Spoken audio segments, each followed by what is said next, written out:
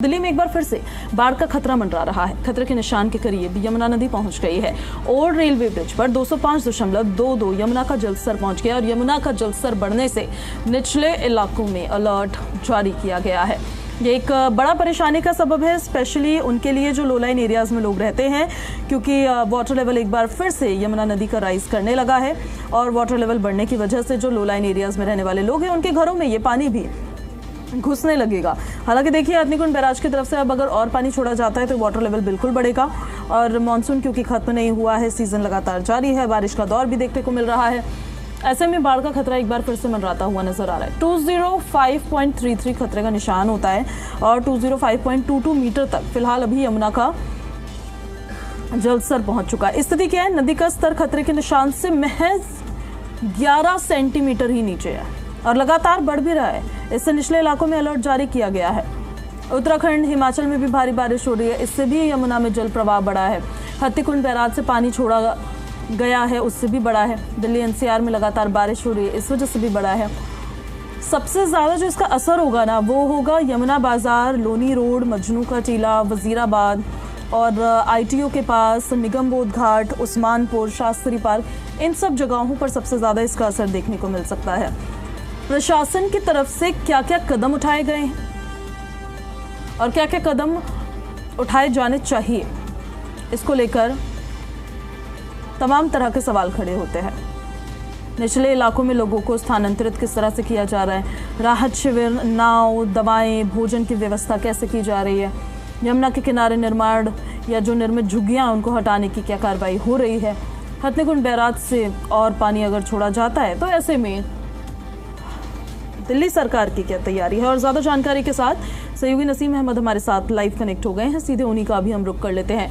अभी ताज़ा तरीन जानकारी के साथ नसीम, आप ये बताइएगा यमुना का जलस्तर अभी क्या है और ये कितना ज्यादा बढ़ने वाला है, परेशानी का सबब कितना लो लाइन एरियाज के लोगों के लिए, और प्रशासन क्या कर रहा है इसको लेके? 205.22 यहाँ जो वाटर लेवल है और वो लगातार अब खतरे के निशान की तरफ बढ़ता हुआ नजर आ रहा है। दरअसल 24 घंटे पहले जो पानी हथनीकुंड बैराज से छोड़ा गया था वो दिल्ली की यमुना नदी में इंक्रीज कर चुका है और लगातार आपको बता दें, दिल्ली की यमुना नदी में इस बार 5वीं बार ऐसा हुआ है कि जल स्तर ओवरफ्लो हुआ है और खतरे के निशान पर बह रहा था और बह भी चुका है। और साथ ही आपको बता दें, जो निचले रिहायशी इलाके थे उनको खाली करा लिया गया था, लेकिन कल रात की बात ये थी कि जो वाटर लेवल खतरे के निशान पे था वो बिल्कुल डाउन हो गया था, मतलब 204 पॉइंट पर पहुंच गया था और निचले रिहायशी इलाकों में रहने वाले लोगों ने राहत की सांस ली थी। अभी मौजूदा जो तस्वीर है वो भी मैं आपको दिखाऊंगा। आप देखिए, ये यमुना नदी है जो हरियाणा से झंगोला गांव होते हुए सीधी दिल्ली की तरफ एंट्री करती है और पानी किस तेजी से यहाँ पर बह रहा है आप तस्वीरों में देखकर खुद अंदाजा लगा सकते हैं, क्योंकि ये यमुना एक बार फिर से रुद्र रूप ले रही है और तमाम जो लोग हैं वो यमुना किनारे जो रहते थे उनको पहले ही यहाँ से हटा लिया गया था। और देख सकते हैं तस्वीरें किस तरह की भयावह है, मतलब जो यमुना शांत हो चुकी थी कल और लोगों को उम्मीद थी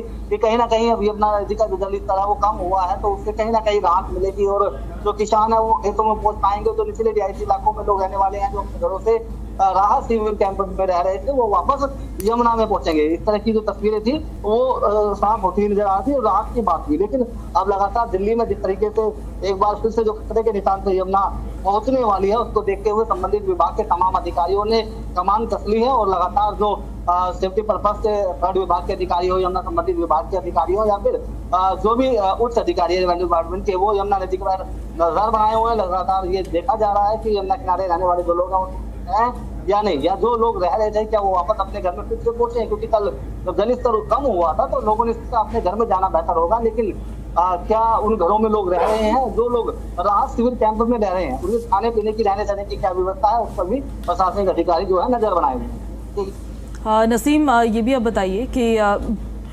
प्रशासन की तरफ से किस तरह से सुविधाएं जो हैं वो उपलब्ध करवाई जाएगी, जो लो लाइन एरियाज में लोग रहते हैं उनको, स्पेशली उनके रहने का, उनके खाने का, पीने का, उनको दवाइयां मुहैया कराने का?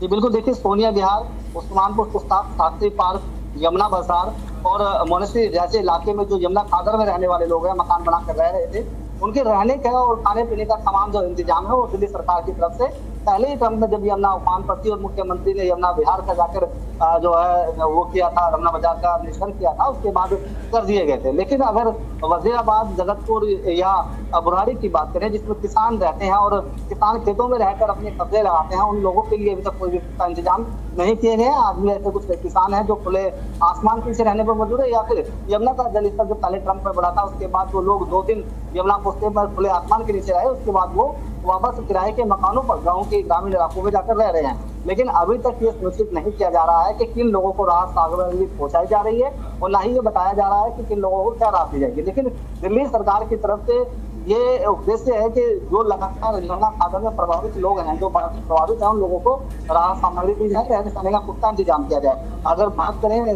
साथी पार्क इलाके की, तो वहाँ यमुना किनारे लगातार शिविर कैंप लगाए गए हैं और खाने पीने की व्यवस्था है। लेकिन अगर पुरता अगर दिल्ली के अंदर देखा जाए, दिल्ली करीब 13 किलोमीटर यमुना बहती है, और इस 13 किलोमीटर कुछ ही दायरे में सरकार की नजर है, कुछ दायरे ऐसे हैं जहाँ पर सरकार क्या प्रशासनिक अधिकारी संज्ञान लेने के लिए तैयार नहीं है। कई बड़े हादसे यमुना नदी में इस दौरान हो चुके हैं। अभी 4 दिन पहले एक मासूम बच्चा यमुना में डूबने से उसकी मौत हो गई थी, और अभी भी प्रशासनिक अधिकारी सक्रिय यमुना नदी पर नजर नहीं आ रहे हैं। ना ही बोट क्लब की टीम दिखाई दे रही है, ना ही आपातकालीन बच्चों के तमाम पुख्ता इंतजाम है। लेकिन खाने पीने की तमाम जो सुविधाएं दिल्ली सरकार की तरफ से उन लोगों के लिए जरूर करने की कोशिश की जा रही है जो बाढ़ प्रभावित लोग हैं। ठीक है नसीम, आपसे अपडेट्स हम लेते रहेंगे। शुक्रिया आपका फिलहाल इन सारी जानकारियों के लिए।